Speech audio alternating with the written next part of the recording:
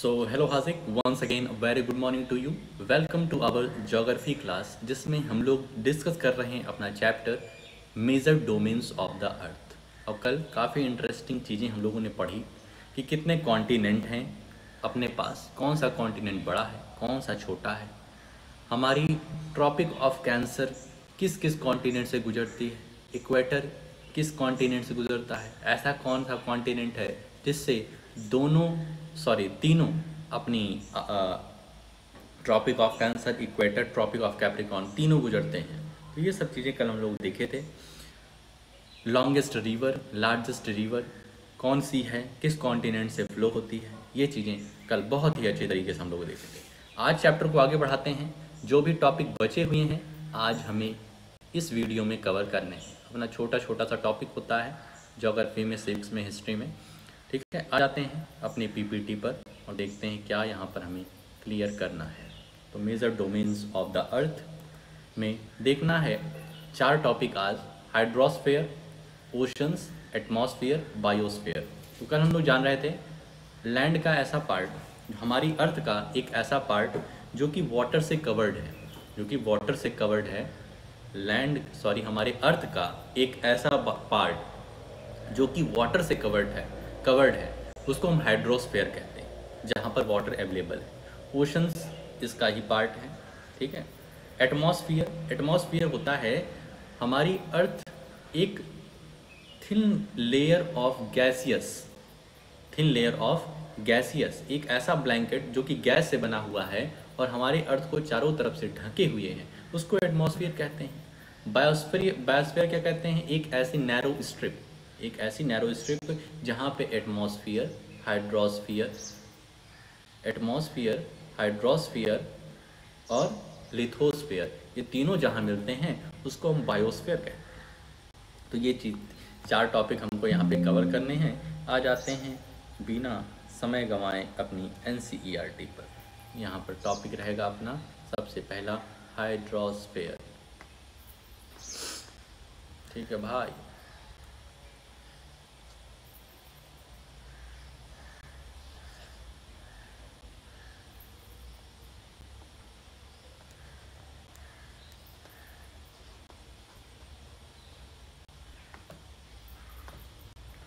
The earth is called the blue planet. तुम जानते होगे ये कि अर्थ को ब्लू प्लैनेट कहा जाता है। क्यों कहा जाता है? क्योंकि इसके पास वाटर बहुत ही ज़्यादा है। More than 71% of the earth is covered with water and 29% is with land. हमारी अर्थ जो है वो अर्थ के टोटल पार्ट 71% वाटर है और 29% ही लैंड है। ठीक है, लेकिन फिर भी वाटर के लिए त्राहिमाम बचा रहता है। कहते हैं वाटर को बचाओ, वाटर ख़त्म हो जाएगा, पीने के लिए पानी नहीं रहेगा, प्यासे मर जाओगे, ये सब सुनने के लिए आता है। जब कहीं टैप वगैरह खुला रहता है तो लोग कहते हैं टैप बंद करो भाई साहब, पानी को बचाइए, जल ही जीवन है। ऐसा क्यों कहते हैं भाई? जब 71% वाटर है तो भाई साहब क्यों मना करते हैं लोग? क्यों मना करते हैं? देखो, hydrosphere consist of water in all it's form. Hydrosphere, यदि वाटर की बात करें तब वो सभी फॉर्म में हम उसको हाइड्रोस्फीयर में कंसिडर करते हैं, भले ही सॉलिड फॉर्म में हो, गैसियस फॉर्म में हो या फिर लिक्विड फॉर्म में हो। As running water in oceans and rivers and in lakes, ice in glaciers, underground water and the water vapour in atmosphere all comprise the hydrosphere. Hydrosphere में सभी आते हैं, वो वाटर रन कर रहे हो, नदी में वो पानी बह रहा हो, ग्लेशियर में पानी वो जमा हो आइस के फॉर्म में, या फिर अंडरग्राउंड वाटर हो, या फिर जो भाप, जो वेपर स्टेट में है, उन सभी को हम लोग हाइड्रोस्फीयर में कंसीडर करते हैं। इतनी बात क्लियर हो? More than 97% of the earth's water is found in the oceans and is too salty for human use. इस 71% में 97%, मतलब 71 का 97% जो वाटर है वो कहाँ पर है? ओशंस में है। और वो इतना सॉल्टी है, इतना खारा है कि ह्यूमन उसे यूज़ नहीं कर सकता है। ह्यूमन को दिक्कत हो जाएगी यदि उसको पीना शुरू कर दिया। A large proportion of the rest of the water is in the form of ice sheets and glaciers or under the ground, and a very small percentage is available as fresh water for human use। और जो 3% बचे 97% तो oceans में है, जो 3% बचे उसमें से ज़्यादातर हिस्सा ग्लेशियर में बर्फ़ बना हुआ है या फिर अंडरग्राउंड वाटर है, अंडरग्राउंड में है वाटर। बस कुछ परसेंट ही, कुछ परसेंट, यहाँ देखो 2.5% वाटर ही हमारे लिए अवेलेबल है पीने के लिए, फ्रेश वाटर।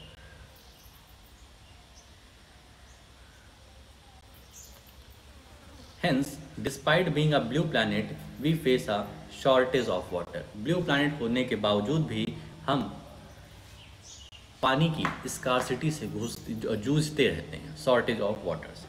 ठीक है, आगे ये जो फिगर दिया हुआ है फिगर 5.3, ज़रा इसको तुम भाई साहब पढ़ लेना अपने आप से। ठीक है, अब अगला टॉपिक आप आज का सेकेंड टॉपिक क्या है, ओशंस।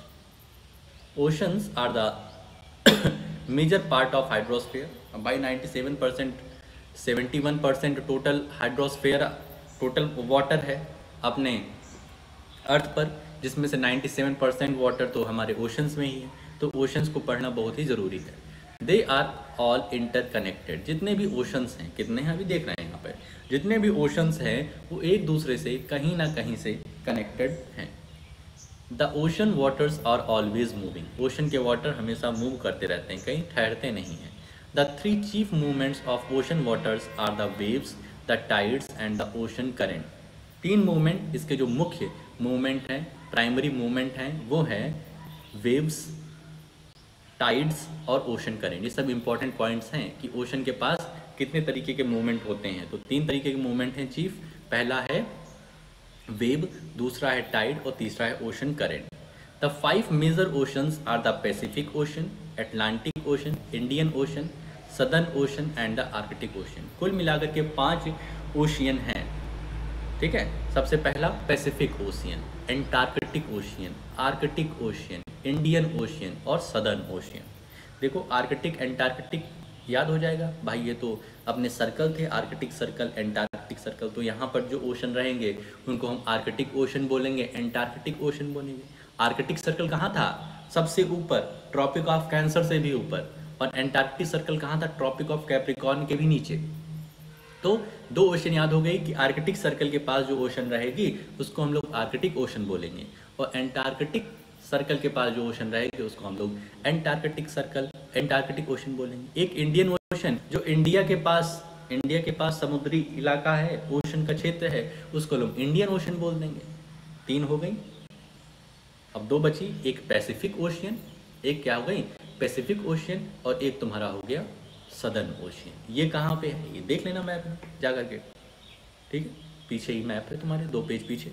तो पांचों ओशन याद कर लो in order of their size. तो सबसे बड़ा तुम्हारा पैसिफिक ओशियन है, सबसे बड़ा पैसिफिक, उससे फिर अटलांटिक, अटलांटिक से छोटा इंडियन, इंडियन से छोटा सदर्न, और सदर्न से छोटा आर्कटिक, आर्कटिक ओशन। ठीक है, 5 ओशन ये इस तरीके से हो गए। The Pacific ocean is the largest ocean, it is spread 1/3 of the earth. Pacific ocean जो है वो सबसे बड़ा महासागर है, प्रशांत महासागर इसको कहते हैं, सबसे बड़ा महासागर है, सबसे बड़ा ओशन है। मारियाना ट्रेंच, और ये 1/3 ऑफ द अर्थ को कवर करता है, 1/3। Mariana trench the deepest part of the अर्थ। कल हम लोग देखे थे कि लगभग 11 किलोमीटर डेप्थ है। हमारे अर्थ में एक ऐसा भी पॉइंट है जहाँ पर 11 किलोमीटर डेप्थ है। 8 किलोमीटर ही हमारा माउंट एवरेस्ट है, लेकिन 11 किलोमीटर लगभग क्या है, डेप्थ है। तो ये जो मारियाना ट्रेंच है ये पैसिफिक ओशन में लाई करती है। The Pacific ocean is almost circular in shape. Pacific ocean जो है ये सर्कुलर शेप में है, और किस किस कॉन्टिनेंट से होकर गुजरती है, तो Asia, Australia, north and South America surround it. ठीक है, Asia, Australia, north America, south America के बगल बगल ये पैसिफिक ओशन होकर के गुजरती है। Look at the map and find out the location of the continents around the Pacific ocean. तो ये तुम करोगे, मैप देखोगे और मैप में देखो पैसिफिक ओशन के बगल बगल कौन से कॉन्टिनेंट हैं। द एटलांटिक ओशन, अब एटलांटिक ओशन की बात कर रहे हैं। The Atlantic Ocean is the second largest ocean in the world. ठीक है, एटलांटिक ओशन सेकेंड लार्जेस्ट है। देखो फर्स्ट लार्जेस्ट हो गई पैसिफिक, उससे छोटा एटलांटिक ओशन, उससे छोटा इंडियन ओशन, उससे छोटा सदर्न और लास्ट में सबसे Arctic Ocean. It is S shape, तो तुम देखोगे इसका कुछ एटलांटिक ओशन कुछ एस शेप्ड बना हुआ है। मैप में देखोगे तो ये एस शेप में तुम्हारी ओशन है। It is flanked by the North and South America on the western side and Europe and Africa on the eastern side. इस एटलांटिक ओशन के वेस्ट साइड, इस एटलांटिक ओशन के वेस्ट साइड तुम्हारा North और South America पड़ेगा और east side तुम्हारा Europe और अफ्रीका पड़ेगा इस एटलांटिक ओशन पे। The coast line of Atlantic Ocean is highly indented, highly indented.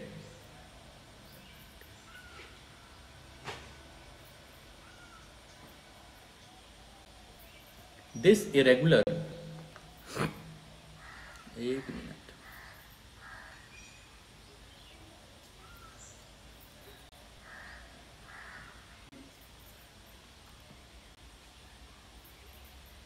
एक मिनट भाई साहब, थोड़ा सा गलत पढ़ा दिया गया क्या।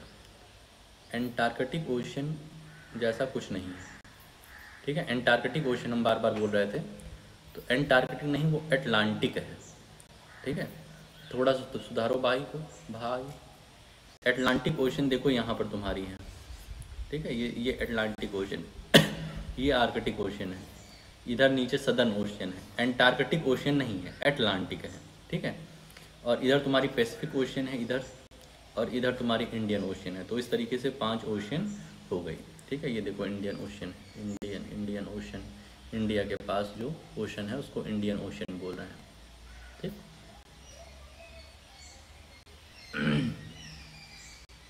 हाँ अब यहाँ पे आओ। The irregular and indented coast line provides ideal location for natural harbours and ports. From the point of view of commerce it is the busiest ocean.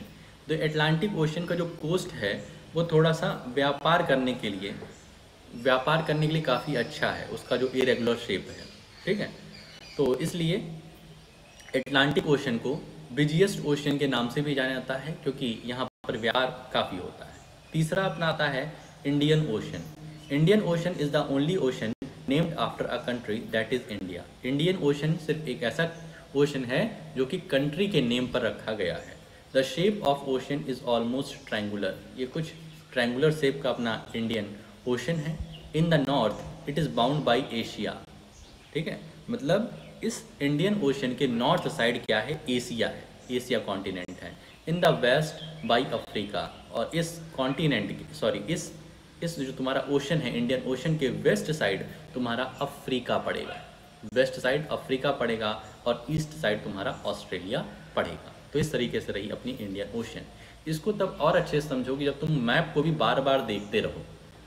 जो सर जी बता रहे हैं कि इंडियन ओशन के नॉर्थ साइड तुम्हारा Asia है, waste side तुम्हारा Africa है, और ईस्ट साइड ऑस्ट्रेलिया है। तो देखो क्या है कि नहीं है। अगला द सदर्न ओशन, चौथी सबसे बड़ी जो ओशन है वो क्या है, Southern Ocean. The Southern Ocean encircles the continent of Antarctica and extends northward to 60 degrees south latitude. तो ये 60 डिग्री ये सब जानना जरूरी नहीं है, बस ये जानो कि सदर्न ओशन कहाँ है, तो एंटार्कटिका कॉन्टिनेंट के पास में है। ठीक है, लास्ट सबसे छोटा जो ओशन है हमारा वो है Arctic Ocean. The Arctic Ocean is located within the Arctic Circle and surrounds the North Pole. जो आर्कटिक सर्कल है उसके पास में जो ओशन है वो है Arctic Ocean. It is connected with the Pacific Ocean by a narrow stretch of shallow water known as Bering Strait. ध्यान रखना, ये आर्कटिक सर्कल जो आर्कटिक ओशन है ये तुम्हारे पैसिफिक ओशन से एक नैरो वाटर से जुड़ा हुआ है, जो शैलो वाटर, शैलो मतलब होता है जो ज़्यादा गहरा नहीं है, तो उस से जुड़ा हुआ है, जिसको हम लोग बेरिंग स्ट्रेट कहते हैं, बेरिंग स्ट्रेट। ठीक है, जैसे इस्थमस ऑफ पनामा था जो नॉर्थ अमेरिका और साउथ अमेरिका को जोड़ रहा है, उसी तरीके से ये भी है कि तुम्हारा ये आर्कटिक ओशन और पैसिफिक ओशन को जोड़ रहा है। It is bound by northern coasts of North America and Eurasia. और ये जो आर्कटिक ओशन है ये नॉर्थ अमेरिका और यूरेशिया मतलब यूरोप और एशिया का कंबाइंड पार्ट जो है उससे ये क्या हुआ है, घिरा हुआ है अपनी आर्कटिक ओशन। अब अगला टॉपिक आता है एटमॉस्फियर। एटमॉस्फियर तुम जानते ही हो, एटमॉस्फियर क्या है, एक ब्लैंकेट की तरीके से है, गैसियस ब्लैंकेट है जो कि हमारे अर्थ को चारों तरफ से ढकी रहती है। The Earth is surrounded by a layer of gas called the atmosphere. This thin blanket of air is an integral and important aspect of the planet. It provides us with the air we breathe and protects us from the harmful effects of sun rays. कल तुम्हें बता रहे थे कि अगर ये atmosphere ना होता तो हम लोग कब के कोयला बन गए होते, क्योंकि एटमॉस्फियर ही हमें क्या करता है, सन की जो अल्ट्रावायलेट रेज हैं उनसे क्या करता है, प्रोटेक्ट करता है। और इसी एटमॉस्फियर से हमें ऑक्सीजन मिलती है और हम ब्रीथ करते हैं। The atmosphere extends up to a height of about 1600 kilometres. Atmosphere हमारे अर्थ सरफेस से लगभग 1600 किलोमीटर ऊपर तक का है। The atmosphere is divided into 5 layers based on composition, temperature and other properties. ये एटमॉस्फियर मेनली 5 लेयर्स में डिवाइडेड है, इसको तुम पहले भी पढ़ चुके हो। These layers starting from Earth's surface are called the troposphere। सबसे नीचे troposphere, उसके ऊपर stratosphere, उसके ऊपर mesos, उसके ऊपर थर्मोस, उसके ऊपर एक्सोस। ठीक है, तो ये इसका क्या है, ये इसका कॉम्बिनेशन है। सबसे पहले जो लेयर आती है एटमॉस्फेयर की, ट्रोपोस्फेयर, स्ट्रेटोस्फेयर, मीजोस्फेयर, थर्मोस्फेयर और लास्ट में एक्सोस्फेयर। ठीक है। The atmosphere is composed mainly of nitrogen and oxygen which makes up about 99% of clean dry air. ठीक है, नाइट्रोजन 78% और ऑक्सीजन 21%। नाइट्रोजन और ऑक्सीजन मिल करके 99% बनाते हैं, और जो 1% बची ये अदर गैसेज में कार्बन डाइऑक्साइड हो गया, आर्गन हो गया और कुछ अलग गैसेज। ठीक है, तो एटमॉस्फेयर में मेनली हमको जो सबसे ज़्यादा ऐसी गैस जो सबसे ज़्यादा है वो है नाइट्रोजन, उसका क्या परसेंटेज, 78। सेकंड पे है ऑक्सीजन 21% और कार्बन डाइऑक्साइड और अदर गैसेस सिर्फ 1% के कंपोजिशन में हैं।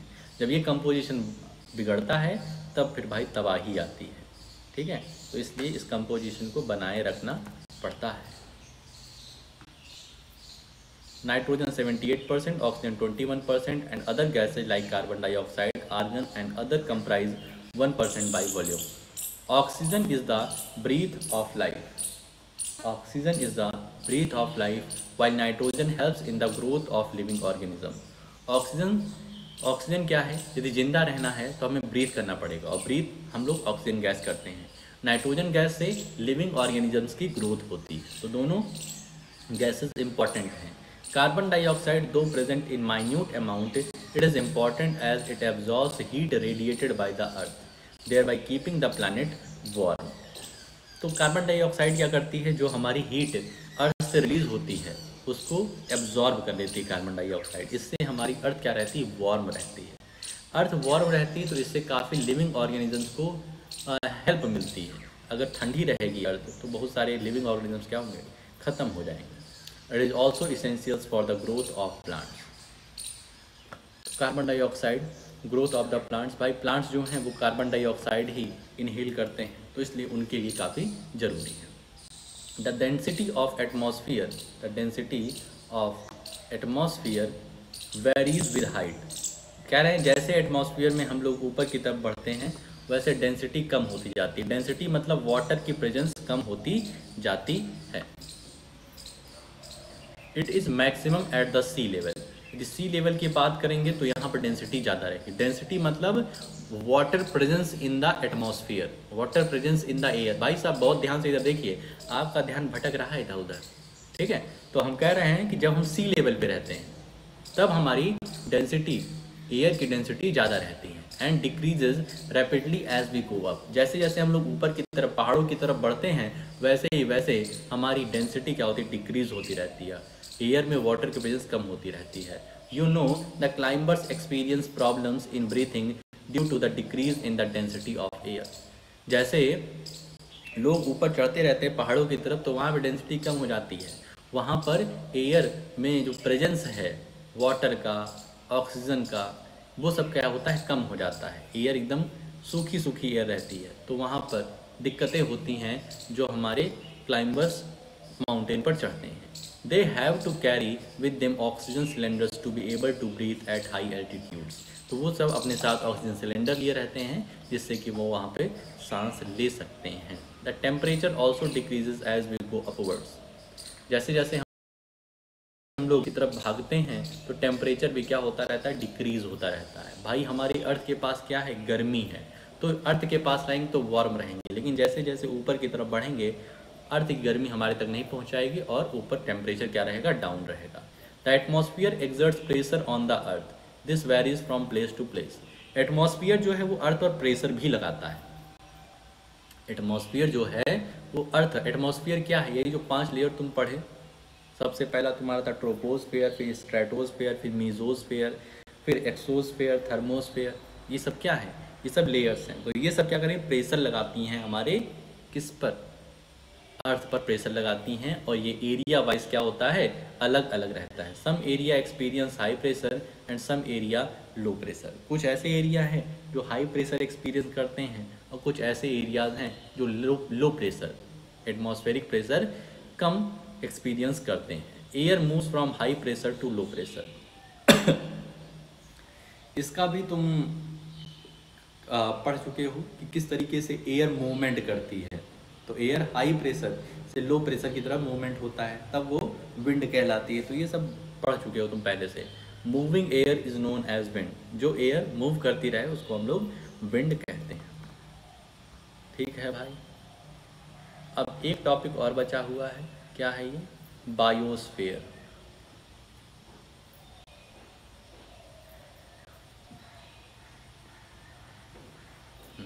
तो एक काम ऐसा करो, बायोस्फीयर तुम खुद थोड़ा सा रीडिंग करो और खुद समझने की कोशिश करो, देखो समझ में आता है कि नहीं आता है।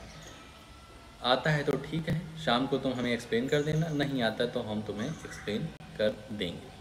ठीक है, तो जिस तरीके से हम लोगों ने 4 टॉपिक कवर करने का सोचा था, 3 टॉपिक हमारे थ्रू कवर हो गया है। एक टॉपिक तुम्हें खुद से रीडिंग करना है और खुद से उसको समझना है। तो तुम्हारी होमवर्क क्या रहेंगे, बायोस्फीयर का कंप्लीट टॉपिक रीड करके उससे जो इम्पोर्टेंट पॉइंट्स है वो अपने कॉपी में लिख लो, प्लस जो और 3 टॉपिक पढ़ाए, एटमॉस्फियर हुआ, ओशन हुआ और तुम्हारे हाइड्रोस्फीयर हुआ, इसके जो इम्पोर्टेंट पॉइंट्स हैं रीड करके अपनी कॉपी में लिख लो। ठीक है, और मैथ्स की एक एक्सरसाइज भी लगा लेना। तो आज के लिए अपने इस वीडियो में हम लोग इतना ही रखते हैं, मिलते हैं नेक्स्ट वीडियो।